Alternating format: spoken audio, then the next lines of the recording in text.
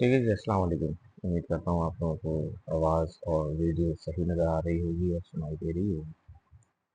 अच्छा जी, अब इस लेक्चर में जो हमारी डिस्कशन है वो है बेसिकली एसडीएलसी के जो कुछ प्री डिफाइंड स्टेजेस हैं उनको लेकर। एसडीएलसी में किस किस फेज पे क्या काम किया जा सकता है और क्या क्या रिक्वायरमेंट पूरी हो सकती है, उसके फ़ायदे क्या हैं, उससे क्या चीज़ें स्ट्रीमलाइन होती हैं, क्या चीज़ सिस्टमैटिक वे में अरेंज होती हैं।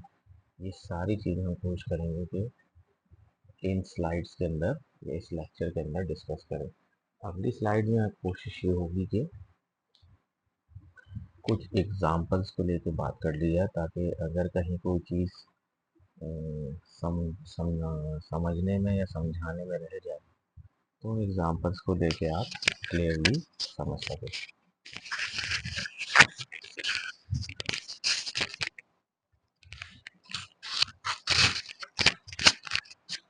ठीक है जी।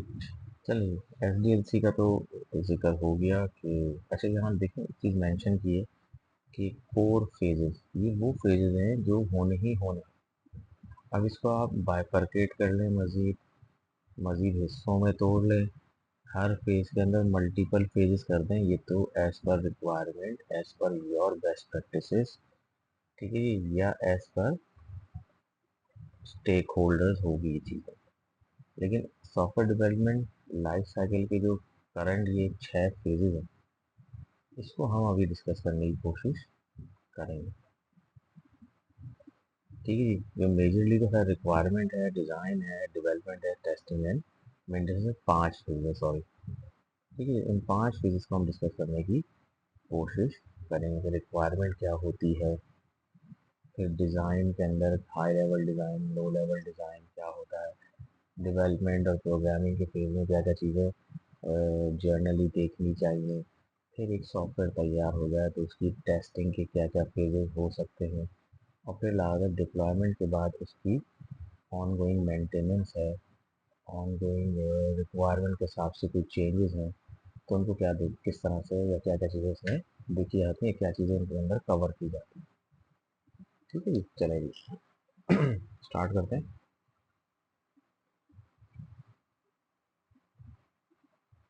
ठीक है जी, रिक्वायरमेंट फेज। ठीक है, किसी भी काम को करने के लिए उसकी रिक्वायरमेंट्स, उसकी नेसेसिटी होना ज़रूरी है।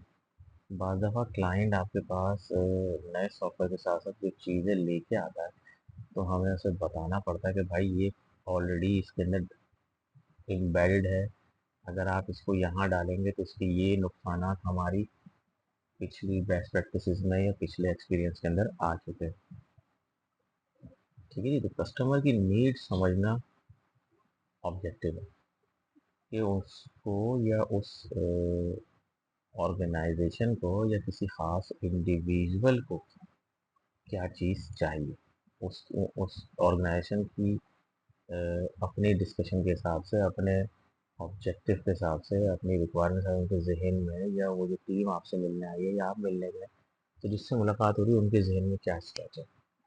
अगर कोई वो अकाउंटिंग की फर्म होगी, कोई बिजनेस फर्म होगी, तो हो सकता है कि उसमें एक आध दो टेक्निकल लोग ही हों, लेकिन अमूमन टेक्निकल लोग नहीं होंगे, या नहीं हो तो किस तरह हैंडल किया जाएगा। तो प्राइमरी ऑब्जेक्टिव रिक्वायरमेंट लेने का ये है कि उन चीज़ों को प्रॉपर तरीके से राइट डाउन किया जाए जो हमारे लिए भी अंडरस्टैंडेबल हो और कस्टमर के लिए भी अंडरस्टैंडेबल हो।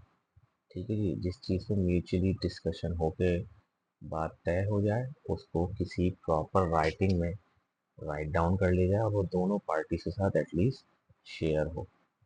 ठीक है जी, ताकि वो अपने पास भी रिकॉर्ड रखें और अपने आप भी अपने पास रिकॉर्ड रखें, जिसको देख के आप अपना टास्क चलाएंगे और वो उस डिस्कशन को, उस मिनट्स ऑफ मीटिंग को, उस एसआरएस को सामने रखते हुए आप लोगों से या डेवलपमेंट करने वालों से, प्रोजेक्ट मैनेजर से वो चीज़ एक्सपेक्ट करेंगे कि हमें चीज़ें ऐसे ऐसे की जाए। अच्छा, इसमें कोशिश की जाती है कि बहुत सारी चीज़ें डिटेल करके, प्रोटोटाइप करके, हाथ से स्केच करके इवन दिखाई जाए।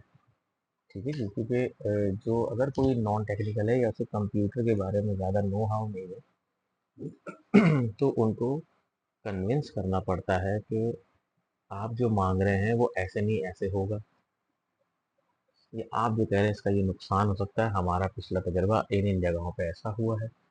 ठीक है जी। तो अब देखिए ना, इसमें भी जो आगे चीज़ आ रही है उसको हम डिस्कस करते हैं अभी इस स्लाइड को ही। तो ऑब्जेक्टिव क्या है? Understand what the customer needs. Specific जो आपके पास क्लाइंट आया है, जो कस्टमर आया है,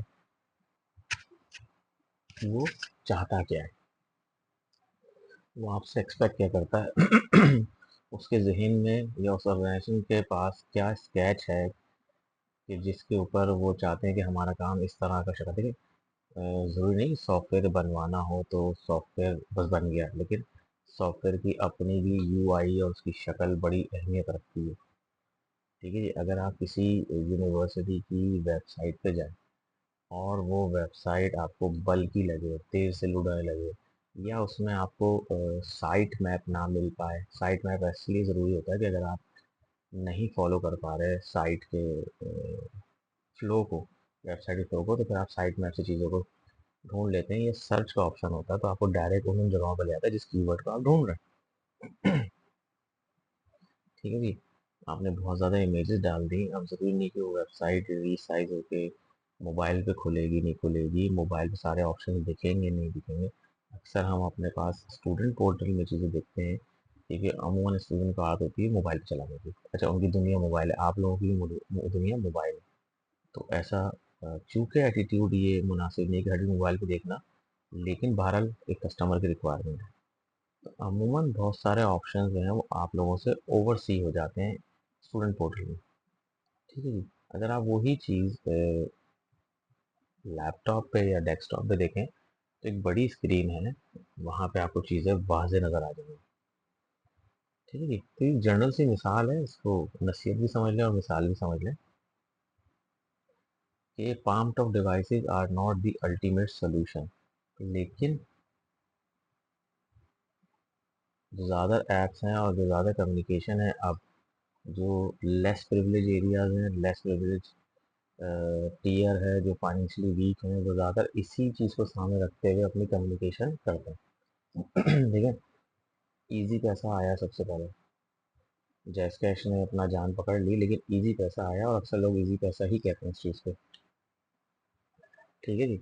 उसका मकसद क्या था कि ऐसे लोग कि जो बैंक अकाउंट नहीं खुलवा सकते, उनको फाइनेंशियल कोई ट्रांजैक्शन करनी, ई ट्रांसफर, तो उनको सहूलत देना।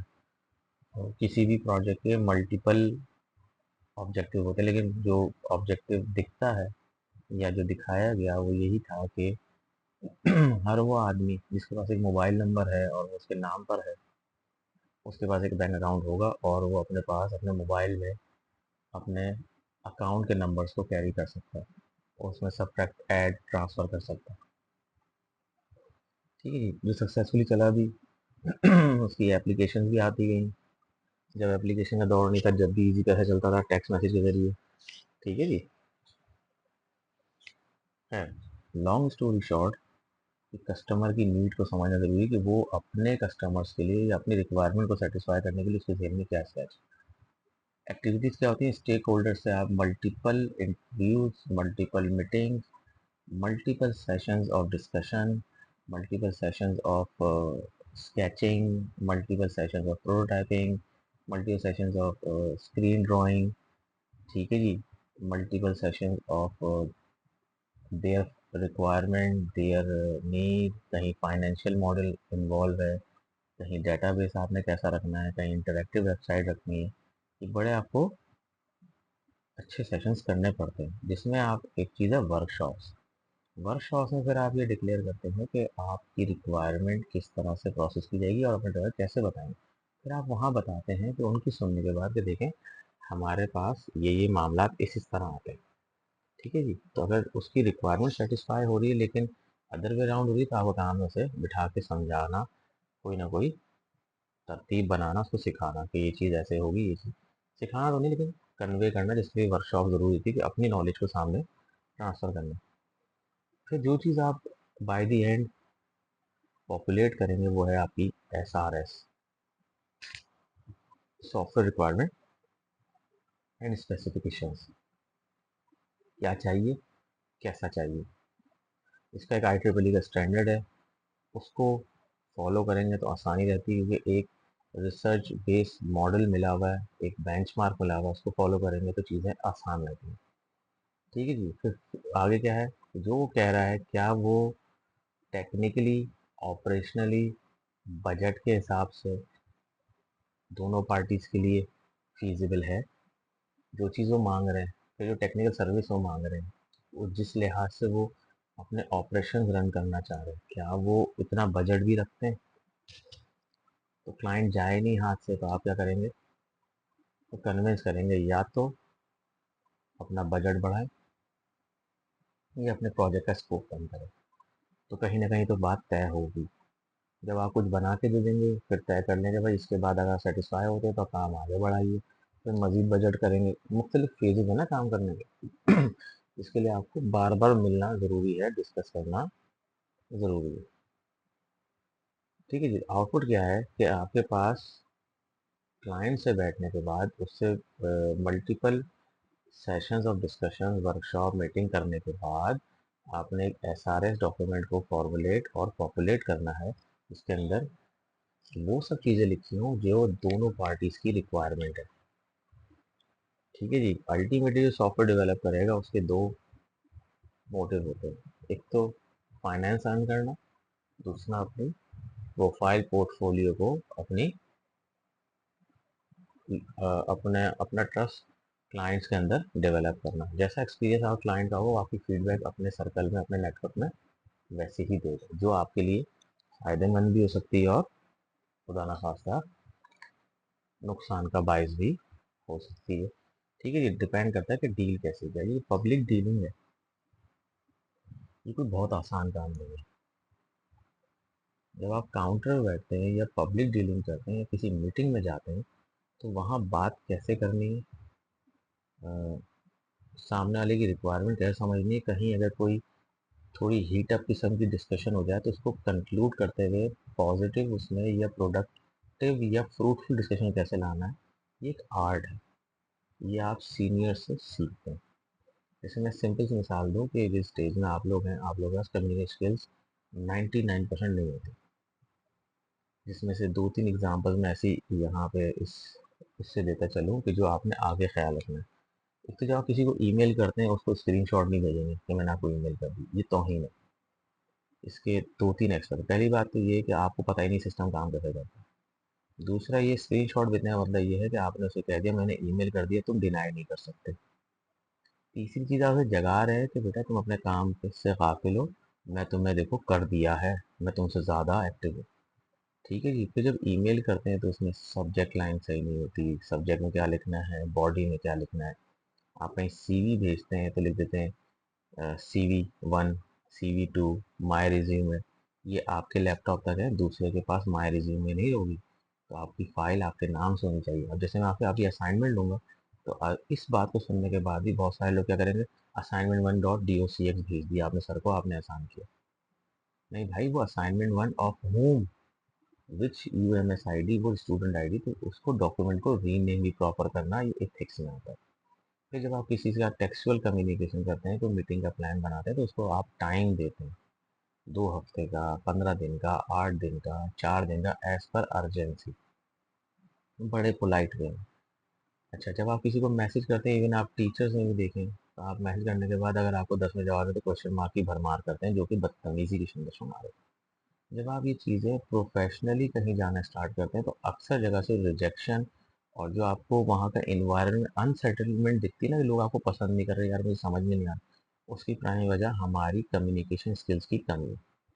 ठीक है जी। तो इन सब चीज़ें के लिए एक अच्छा बिजनेस एनालिटिक हमारे सर असद होते थे, उनके लेक्चर्स भी अवेलेबल है, कभी मौका लेगा तो मैं उनको मिलवा भी दूंगा। आप कुछ चीज़ों को एक अच्छा गाइड कर सकते हैं कि हाउ टू कम्युनिकेट। ठीक है। अच्छा, खैर कोई चीज़ हो आप ग्रुप पे डिस्कस कर सकते हैं। अच्छा जी। नेक्स्ट चीज़ क्या है, डिज़ाइन फेज। अब आपने रिक्वायरमेंट्स ले ली काम स्टार्ट करने की। ठीक है जी। अब आपका मॉडल कोई भी हो सकता है, आइटरेटिव हो, एजाइल बेस हो, वाटरफॉल बेस हो, ठीक है जी, वी टाइप हो, बिग बैंग हो, एक्स वाई जेड स्पाइरल हो, जिसका नाम हमने नहीं लिया वो भी हो। अब आपके पास एक ग्राउंड आ गया जहाँ से आपने स्टार्ट करना है कि हाँ भाई इनिशियल रिक्वायरमेंट आ गई, अब काम स्टार्ट होगा, जो डिस्कशन हो गया हमने इतने दिन के बाद हमको ये चीज़ प्रेजेंट करनी है। तो क्या चीज़ है ऑब्जेक्टिव इस फेज का? Plan system architecture and technology stack. Technology stack से मुराद के भाई डेवलपमेंट कहाँ होगी, डेटाबेस कौन सा होगा, होस्टिंग कहाँ होगी, ठीक है जी, डेवलपमेंट के लिए कौन सी लैंग्वेज इस्तेमाल कर रहे हैं आप, डॉट नेट पे हैं, ओपन सोर्स पे हैं, पेड प्लेटफॉर्म पे हैं, कौन सी लैंग्वेज आपके लिए बेहतर रहेगी। कहीं डॉट नेट चलता है, बहुत से लोग इक्लिप्स इस्तेमाल करते हैं। अगर कोई छोटा प्रोजेक्ट है तो आप कहेंगे नहीं यार मैं तो सोर्स को वी एस कोड पे ही हमारी टीम काम कर लेगी। डॉट नेट प्लेटफॉर्म है तो उसके अंदर क्या गिट इनबेड होगा, गिट की ज़रूरत पड़ेगी वर्जन मॉनिटरिंग के लिए, मल्टीपल टीम्स काम करेंगे, तो डिपेंड करता है प्रोजेक्ट कैसा। ठीक है जी, तो उसको किस आर्किटेक्चर पे किस तहत लेके चलना है, कौन सी टीम बैठेगी, कौन कौन से लोग उसके लिए फीजिबल हैं। ठीक है जी, टेक्नोलॉजी स्टैक से मुराद ये है कि वो टेक्नोलॉजी, वो टूल, वो लैंग्वेजेस, वो प्लेटफॉर्म जिस पे वो रिजल्ट बेहतर दे सके। मुझे ये भी पता हो ना कि अगर हम 5 साल का प्रोजेक्ट ले रहे हैं तो इसमें कोई अगर मेजर चेंज आ जाता है तो फिर हमारे लिए क्या मुसीबत होगी। तो कोशिश यही की जाएगी कि ऐसी चीज़ जो लॉन्ग रन में 5 साल 4 साल एटलीस्ट जो है ना वो, और 5 साल की सपोर्ट आप जेन में रखा करें, जिसको हम कहते हैं LTS, लॉन्ग टर्म सपोर्ट। तो लॉन्ग टर्म सपोर्ट में फ़ायदा ये होता है कि एक बड़ा अच्छा प्रोजेक्ट मेच्योर होता है, फिर आप चेंजेस के फेज़ में जा सकते हैं क्योंकि आपके पास 5 साल का एक्सपीरियंस होता है उस प्रोजेक्ट चलाने का, तो बहुत सारी चीज़ें, यूज़र के रिव्यूज बहुत मेच्योर होते हैं। तो 3 साल से 5 साल आपका लॉन्ग टर्म टारगेट होता है, आप उसके अंदर इन चीज़ों को प्लान करते हैं। वैसा टेक्नोलॉजी स्टैक आप चुनते हैं। इवन डेवलपमेंट के लिए आप कहते हैं यार मैं इसको अगर रन करूँगा या डेवलप करूँगा तो मैं इसको ओपन सोर्स चलाऊँगा, इसको विंडोज़ बेस्ड प्लेटफॉर्म पे चलाऊँगा, विंडोज़ बेस्ड प्लेटफॉर्म पे डेवलप करूँगा, नेटिव होगा, ठीक है जी, प्लेटफॉर्म होगा, दोनों प्लेटफॉर्म होंगे, एक्स वाई जेड जो भी आपकी रिक्वायरमेंट तय होती है। एक्टिविटीज़ क्या है कि पहले आप हाई लेवल डिज़ाइन बना लेते हैं, एब्स्ट्रैक्ट बना लेते हैं, आपकी जो स्टेक होल्डर्स हैं, टीम लीड्स हैं, वो इस चीज़ को डिस्कस करते हैं हमने क्या क्या करना है, कैसे करना है। फिर आप इंजीनियर्स को देते हैं जो मोस्टली आपके डेवलपमेंट टीम के साथ काम करते हैं कि भाई आपने क्या क्या चीज़ें चलानी है, किस तरह मैनेज करनी है, डाटा स्ट्रक्चर्स क्या होंगे, कोई अगर सॉफ्टवेयर बनाएंगे, बनाने जा रहे हैं तो उसकी प्राइमरी रिक्वायरमेंट्स क्या हैं, उसकी हेडर फाइल्स कौन सी होंगी, इसका प्रोजेक्ट जो बनेगा उसमें बेसिक ये लाइब्रेरीज ऐड होंगी इस प्रोजेक्ट के अंदर, ठीक है जी, कौन सी आपको लाइब्रेरीज रन टाइम पे चाहिए होंगी ओएस से सपोर्ट के लिए, ठीक है जी, कहीं आपका पोर्टेबल सॉफ्टवेयर होगा, कहीं इंस्टॉलर बेस होगा, X Y Z. Portable software उसे कहते हैं जिसको इंस्टॉल होने की ज़रूरत नहीं होती, ठीक है, अगर वो विंडोज़ है तो किसी भी विंडो से चल जाएगा, ठीक है जी। फिर उसके बाद आपको डेटाबेस की कौन सी स्कीम चाहिए होगी, डेटाबेस के अंदर कौन कौन से टेबल्स चाहिए होंगे, क्या क्या चीज़ें चाहिए होंगी, प्राइमरी कीज़ कौन कौन सी होंगी, कितने टेबल्स होंगे, कनेक्ट कैसे होंगे, ज्वाइन कैसे होंगे, एक्स वाई जेड। फिर अगर कोई ऐसा बड़ा प्लेटफॉर्म है जहाँ आपने एक्सटर्नल डाटा रखा हुआ है या रिमोट डाटा रखा हुआ है तो उसको किस किस तरीके से एपीआई से कॉल करेंगे, फ्री एपीआई है खुद राइट करनी है, एपीआई क्रेडेंशियल्स हैं वो कैसे आप वेरीफाई करेंगे, सर्टिफिकेट बेस होगा, एन्क्रिप्टेड बेस होगा, एक्स वाई जेड। आउटपुट क्या है? Design documents, data flow diagram, UML diagram. तो जब सब कर लेंगे तो फिर इसको डायग्राम में प्रेजेंट करते हैं ताकि आगे जब आपका काम स्टार्ट हो, ठीक है जी, तो उसकी कुछ पिक्चर क्लियर होना चाहिए जिसमें आपके फ्लो चार्ट्स होते हैं, डाटा फ्लो डायग्राम्स होते हैं, यूएमएल बहुत सारी है, सीक्वेंशियल है, डीएफडी है, सीक्वेंशियल डायग्राम है, कोलैबोरेटिव डायग्राम है, यूज केस डायग्राम्स है, एक्स वाई जेड, ठीक है जी। इन दी एंड नतीजा निकलता है कि आपके डॉक्यूमेंट्स के अंदर मजीद इन्हांसमेंट हो जाती है और वो चीज़ें जो टीम आपकी प्रोग्रामिंग टीम है उन तक कम्युनिकेट हो जाती है, यार ये प्रोग्राम लिखना है, इसके फ्लोज ये हैं, इतने यूजर्स ऐसे लेवल पे इंटरेक्ट करेंगे, जो डाटा पास होगा वो इन इन प्रॉपर्टीज़ और इन इन फ्लो के ज़रिए होता हुआ जाएगा, डेटाबेस में जाएगा तो इस प्रॉपर्टी से जाएगा, ठीक है जी। डेटाबेस को सेशन बेस रखना है, वहाँ क्रेडेंशियल रखने नहीं रखने, क्या चीज़ें एक्स वाई जेड, ठीक है जी। ये फॉरवर्ड करते हैं अगले फेज के ऊपर, ठीक है जी। तो इसका ऑब्जेक्टिव क्या है? Development, convert design into working software. अब जो डिज़ाइनिंग की गई है, जो प्लानिंग की गई है, जो पेपर पे है, इस चीज़ का मतलब है कि आप इनिशियली अब काम स्टार्ट करेंगे, ठीक है जी, जिसमें आपका सेट ऑफ डेवलपमेंट जो पहले बात रिकमेंड की गई थी उस पर आप इन्वायरमेंट सेट करेंगे। वर्जनिंग चाहिए, ब्रांचिंग चाहिए तो गिट आपकी लोकल इंस्टॉल्ड होगी, गिट हब पे डाटा जाएगा। ठीक है, अगर आप डेवऑप बेस है तो सी आई सी डी पाइपलाइन बन रही है तो उसके कौन कौन से टूल्स किस किस पाइपलाइन पे चलेंगे। ठीक है जी, कहीं कंप्लाइंस चेक होनी है तो कहाँ चेक होनी है। ठीक है जी, ऐप की इंटीग्रिटी या डेवलपमेंट जो सॉफ्टवेयर डेवलपमेंट उसकी इंटीग्रिटी और सिक्योरिटी टेस्ट कहाँ होने, टेस्टिंग फेज कहाँ जाएगा। ठीक है जी, ये सब चीज़ें हम यहाँ से डिस्कस करते हुए चलेंगे कि यार ये हमने बना दिया, इसको चेक कर ले, ये इस पॉइंट पे आगे चेक कर ले। ठीक है जी, तो ये हमारा वर्किंग सॉफ्टवेयर एक डेवलप होना शुरू हो जाएगा जिसके इनिशियल डिस्कशन में सारी चीज़ें आ जाएंगी। क्या एक्टिविटीज़ होंगी जिसको दोबारा अभी बोल देते हैं या दोबारा पढ़ लेते हैं। सेटअप डेवलपमेंट एनवायरनमेंट, एक एनवायरनमेंट होगा जो टीम का होगा जिसमें वो कोलैबोरेट करेगी। ठीक है जी, अगर आपका कोई ऑफिस के अंदर टास्क मैनेजमेंट का टूल है, जैसे कि एक वो है स्मार्ट करके, क्या था नाम, मैं भूल गया उसका, और आपका जिरा है और फ्री टूल्स है, तो स्टोरी बोर्डिंग कैसे करनी है, काम कैसे करना है, तो कोड और मॉड्यूल्स कौन कौन से किस तरह लेवल पे डेवलप करने हैं। अगर आप गेट पे हैं तो उसकी ब्रांचिंग कैसे करनी है। ठीक है, जैसे version control and peer reviews, तो ये सब चीज़ें आपने वहाँ पहले तय करनी है कि यार ये काम होगा कैसे। अब लाते वर्जन कंट्रोल है, आपने चीज़ बना ली थी, वो आप कह रहे हैं अभी हम दिखा नहीं रहे, ये वर्जन 0.1, जब वर्जन 1 हमारा वो होगा जो कि हमने क्लाइंट को दिखाना है, तो उससे पहले जो भी काम होगा 0.1, 0.2, 0.3, 0.9 ए, 0.9 बी, आप इस तरह से करके काम को अपने करते जाएंगे। जब आपका वो जो भी उस फेज का काम कंप्लीट होगा तो वर्जन 1 वो होगा जो आप क्लाइंट को डिस्प्ले करने जाएंगे। ठीक है जी, पॉइंट समझ में आ रहा है। ये एक जनरल प्रैक्टिस है जो कहा जा रहा है, जरूरी नहीं कि ये होती भी है, लेकिन ये समझाने के लिए है कि जनरल प्रैक्टिस है। अगर मैं अपने पास एक डॉक्यूमेंट भी बनाता हूँ तो उसको वर्जन वन लिखने से पहले वो मेरे पास वो 4 दफ़ा वेरीफाई होती है, 4 चीज़ें ऐड करता हूँ, उसके बाद एक फाइनल डॉक्यूमेंट बन के वो आगे भेजता हूँ, और जब काम बिल्कुल फाइनल हो जाता है तो उस डॉक्यूमेंट के आगे वर्जन हटा के फाइनल लिख देता हूँ। ठीक है जी, फाइनल लिखता हूँ।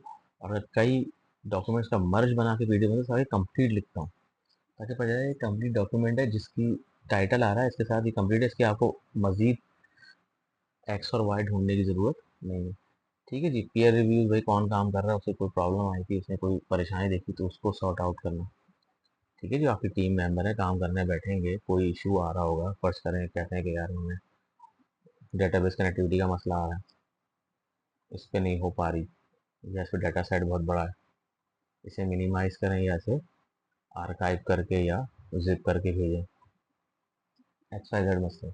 आउटपुट क्या है इस फेज का, by the end of this phase एक रनिंग सोर्स कोड कुछ हद तक तैयार होगा और कोड की डॉक्यूमेंटेशन हो जाएगी, कोड हमने बना लिया है, किस किस फेज का बना लिया, क्या क्या बना लिया। ठीक है जी, क्योंकि इसकी दो चीज़ें, एक तो डॉक्यूमेंट भी करते हैं और कोड के अंदर कमेंटिंग भी करते हैं। इन केस किसी वजह से कोई टीम मेंबर को चीज़ देखनी पड़ जाती है तो कमेंट से जरिए अंदाजा होता है कि यहाँ पे क्या काम हुआ हो। कमेंट्स की बड़ी अहमियत है, जब आप कोई चीज़ काम करते हैं तो कमेंट्स की बड़ी अहमियत है। मेरी अपनी ज़ाती प्रैक्टिस ये रही, जब तक मैं सिस्टम की साइड या सर्वर एडमिनिस्ट्रेशन करता था, तो अगर मैंने कोई कॉन्फ़िगरेशन फाइल खोली है किसी भी सॉफ्टवेयर की, तो उसमें अमूमन हैश हुई हुई लाइनें कमेंटेड होती हैं, वो उसमें हिंट्स होती हैं कि यार अगर आपने कोई चीज़ ऐड करनी है तो इस तरह से लाइन टाइप कर लें या ये अनकमेंट कर दें इस लाइन को। तो मैं कभी भी उस लाइन को अनकमेंट नहीं करता, वैसी लाइन दोबारा राइट करता हूँ। उससे फ़ायदा ये रहता है कि मुझे रेफरेंस रहता है कि मैंने ये काम किया है, जैसे कि मैंने ये काम किया। अगर मुझे कभी ज़रूरत पड़ी अगले किसी लेक्चर में मैं दिखा भी दूंगा कि अगर फॉर सिंपल सी बात है, मैंने यूज़र बनाया कहीं और उसको सूडो यूज़र सूडोज में डालना है, तो मैं सूडो में कहीं कोई डालूंगा तो लिख दूंगा कि ये काम मैंने यहाँ किया, it is done by Iqbal. तो लॉन्ग रन में फ़ायदा ये होता है, कल वो कोई चीज़ कोई दूसरा देखे पता अच्छा ये काम ऐसे हुआ। अगर मैं उसी कमेंटेड या हिंट को ही एडिट कर दूंगा तो कल मैं खुद भूल गया या गलत काम कर गया तो रेफरेंस खत्म हो जाएगा बस। ठीक है, तो कमेंट्स की बड़ी अहमियत है, अच्छा खासा कमेंट और हेल्दी कमेंट्स होने चाहिए और अच्छे कमेंट्स होने चाहिए जिससे आपका कोड वाकई दूसरे के लिए रीयूजेबल रहता है। कोई भी काम हम करते हैं जिसकी हमें पेमेंट कोई थर्ड पार्टी या हमारी जॉब करती है ऑर्गेनाइजेशन दे रही होती है, वो हमारा काम नहीं होता, वो उस ऑर्गेनाइजेशन का काम होता है। तो एक ब्रॉड वे में, एक एथिकल वे में तरीका यही है कि जब हम हैंड ओवर करें तो वो कोड कोई कोई और भी मेंटेनेंस में रीयूज कर सकता है, या उसको कल को कोई एडिट करने का मौका मिल सकता है। तो अगर आपका वो कोड सही कमेंटेड होगा तो दूसरे को कम से कम जहमत होगी। अमूमन हमारा कल्चर क्या है, मुझे तो जा रहा हूँ, भाड़ में जा, मैं क्या करूँ। तो ये एक एथिकल वे नहीं है, प्रोफेशनल वे नहीं है। ठीक है जी। मतलब ये डिस्कशन में चीज़ ऐड करने की ज़रूरत ये है कि अगर हम इस तरह से सोचते हैं तो it is not a healthy thought या हेल्दी थॉट प्रोसेस। ठीक है जी। चलिए आगे चलते हैं। अगर आपने मेरी देखी भी हो पहली वीडियो,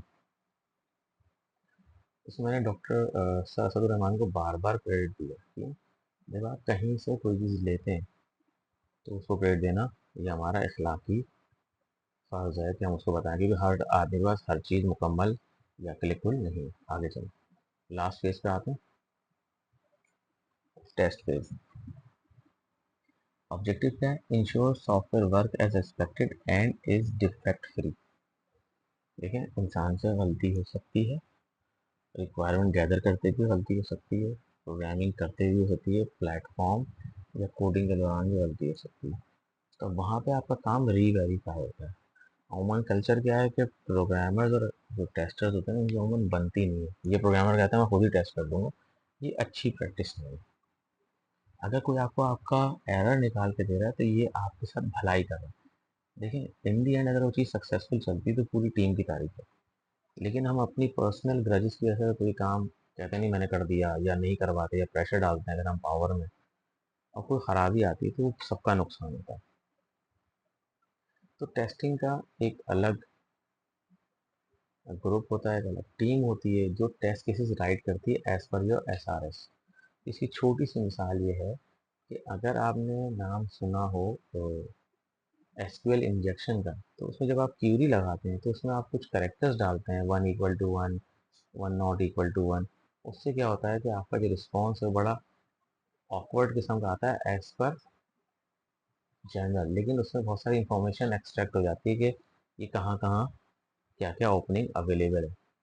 ठीक है जी। अब ये चीज़ें कौन वेरीफाई करेगा, क्रिटिकली कौन देखेगा सॉफ्टवेयर को जिसका काम टेस्ट करना। मिसाल के तौर पे चीज़ कहलाती है बैकडोरिंग। बैकडोरिंग में ये होता है कि बहुत सारे बग्स ऐसे होते हैं कि अगर आपने यूज़र नेम डाला और यूज़र नेम आपके यहाँ नॉर्मली प्रैक्टिस होती है कि अब लोग केस सेंसिटिव नहीं है, मतलब ये भी एक अलमिया है हमारा ना कि हम केस सेंसिटिव नहीं है। अच्छा, हमने अपना यूज़र आईडी बना दी, अब मैंने वहाँ लिखा इकबालुद्दीन.खान। अगर मैं इकबालुद्दीन.खान में के बड़ा लगा रहा हूँ तो सिस्टम बाद पर रिस्पॉन्स अलग कर रहा है। मैंने इकबालुद्दीन खान के यूज़र के साथ डॉलर का टाइम डाल दिया, सिस्टम ने रिस्पॉन्स गलत दिया, मतलब सिस्टम ने कोई अपने पास माल फंक्शन स्टार्ट कर दिया। इस तरह के केसेस आते हैं। या आप बैकडोरिंग कहीं पढ़ लें या आप पूछ लेगा तो मैं इस पे भी आपको एक लेक्चर दिखा दूंगा कि ये देखें, एक गलती की वजह से सिस्टम के अंदर ये पोर्ट्स ओपन हो गए। ठीक है जी। फिर वो आ रहे हैं, फिर वो वापस जाता है, फिर उन चीज़ों को करेक्ट किया जाता है। अगर आप वेरिएबल पास कर रहे हैं तो वो कहाँ रखना है, ठीक है जी, कितनी देर के बाद उसे फ्लश करना है, ये सारी चीज़ें आपको रह जाएं तो टेस्टिंग टीम बताती है आपको। परफॉर्म यूनिट टेस्ट, एक एक एक्टिविटी को टेस्ट किया जाएगा। इंटीग्रेशन टेस्ट की जाएगी कि अगर मल्टीपल प्लेटफॉर्म या कोई API से जुड़े हुए तो वो प्रॉपर काम कर रही है। सिस्टम को टेस्ट किया जाएगा। और UAT क्या होता है ये आप बताएंगे। ठीक है जी। इसमें स्मोक टेस्ट भी आता है, इसमें ब्लैक बॉक्स टेस्ट भी आता है, इसमें वाइट बॉक्स टेस्टिंग भी आती है extra. Bug tracking and resolution, फिर जब इसमें कोई खुदा ना खासा बग आते हैं किसी में या कोई ऐसी चीज़ें जो अनएक्सपेक्टेड थी एज पर रिक्वायरमेंट या एज पर रिजल्ट एक्सपेक्टेशन, तो वो रिटर्न बैक की जाती है। फिर डेवलपर टीम देखती है कि कहाँ कसर रह गई। ठीक है जी। फिर उस पूरी चेन को फॉलो करके उसको सॉल्व किया जाता है और फिर दोबारा टेस्टिंग को दिया जाता है। टेस्टिंग अपना ये काम दोबारा करता है और स्पेशली उनको चेक करता है जो चीज़ें रिपोर्ट की गई थी। आउटपुट क्या है, test plan, test cases, bug reports, test summary, etcetera etcetera. ये चीज़ें आपके पास अगर कोई वजह है तो रिटर्न बैक होती हैं, लॉग में चली जाती है। ठीक है भाई, ये सॉफ्टवेयर ओके से आगे जाने में डिप्लॉयमेंट की तरफ। ठीक है जी। आखिरी आ गया मेंटेनेंस फेज। अब काम हो गया, डिप्लॉय हो गया। ऑब्जेक्टिव क्या, support and enhance the product post deployment. जब डिप्लॉय हो गई तो उसके अंदर फीचर्स ऐड करना, जो भी आपकी कमिटमेंट थी, क्लाइंट की रिक्वायरमेंट थी, वो पूरी एक्टिविटी। आप बग फिक्स करना, यूज़र चलाएंगे फिर उसमें कोई बग आ सकता। ठीक है जी, कि भाई मल्टीपल अगर 300 रिक्वेस्ट आ रही है तो सिस्टम थोड़ा सा माल फंक्शन कर रहा है, रिस्पॉन्स गलत दे रहा है। ठीक है जी, बैक एंड की जो तस्वीर है वो लोड नहीं हो रही। ठीक है, सिस्टम पे लोड ज़्यादा आ रहा है तो वो फॉल बैक कर रहा है, बहुत सारी चीज़ें। ठीक है जी, परफॉर्मेंस ट्यूनिंग, फिर हम क्या क्या चीज़ें बेहतर कर सकते हैं जिससे हमारा रिजल्ट बेहतर हो जाए और परफॉर्मेंस बेटर हो जाए। यार ज़रूरी है इस चीज़ को याद रखना है। जब चलाता है ना तो फिर आदमी कहता है नहीं यार इसको ऐसे कर दो ऐसे। आप खुद भी देखें, अगर आपने पास कोई काम कर रहे होते हैं और अपने दिल से करते हैं, तो एक दफ़ा आप उसकी पहली शक्ल बनाते हो, कहते हैं नहीं यार मैं इसमें ये चेंजेस कर सकता हूँ। चाहे डॉक्यूमेंट हो, चाहे फिर आपका कोई सॉफ्टवेयर हो, कोई वेबसाइट आपने बनाई है, घर के अंदर कोई चीज़ आपने फिक्स की है। ठीक है जी, कि घर के लिए कोई प्लान किया हो एक्स वाई, बाइक बनवाइए, गाड़ी बनवाइए, यार ऐसे नहीं इसको ऐसा कर दो ज़्यादा अच्छा रहेगा। ठीक है, enhancements and feature addition as per requirement, as per commitment, as per new requirements. आपने क्या फीचर ऐड करने हैं, क्या फीचर रिमूव करने हैं, यार इस पर कोई फ़ायदा नहीं हो रहा, ये चीज़ें कर दो इसमें ज़्यादा फ़ायदा। System monitoring and updates. ठीक है जी, सिस्टम को चलता रहा चलता रहे, अगर उसमें कोई बग आ रहा है, कहीं पे आपको पैचेस डालने की जरूरत पड़ रही है वक्त के साथ साथ, क्योंकि होता है आपका काम खराब ना हो, लेकिन जिस ऑपरेटिंग सिस्टम पे चीज़ डल रही है उसमें कोई बग हो जिसके से सिस्टम रिस्पॉन्स इस पर एक्सपेक्टेशन ना दे रहा हो।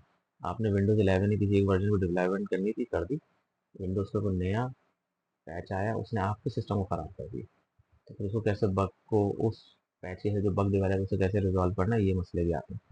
ठीक है जी, आउटपुट क्या है, updated document patches and update version. जो काम होगा उसमें डॉक्यूमेंट अपडेट होती रहेगी, डॉक्यूमेंट आता रहेगा, कोई ज़रूरत है पैचेस की या वर्जन अपग्रेड करने की तो वो होते रहे। पैचेज वो होते हैं जो सॉफ्टवेयर के अंदर थोड़ी सी फिक्स होती है, तो वो इंजेक्ट कर दी जाती है, उसके बाद वो सॉफ्टवेयर के अंदर वो बग नहीं आता। लेकिन बाद बग ऐसे वाइटल होते हैं या ऐसे कोर जगह होते हैं कि आपको अर्जेंटली नया वर्जन भी निकालना पड़ता है। अच्छा, तो कुछ ऐसी चीज़ें जो आप इन्हांस करना चाह रहे हैं, वो इन्हांस छोटी छोटी एक्टिविटीज़ में नहीं हो रहा, उसके लिए आपको अगर मेजर अपडेट चाहिए तो फिर आपको नए वर्जन्स लाने पड़ते हैं। ठीक है जी, मेरे ख्याल में यहाँ तक डिस्कशन काफ़ी है। अब अगली स्लाइड में हम देखेंगे इसके केसेस को। ठीक है जी, कोई सवाल हो तो मुझसे आप ग्रुप पे पूछ लीजिएगा। Thank you very much.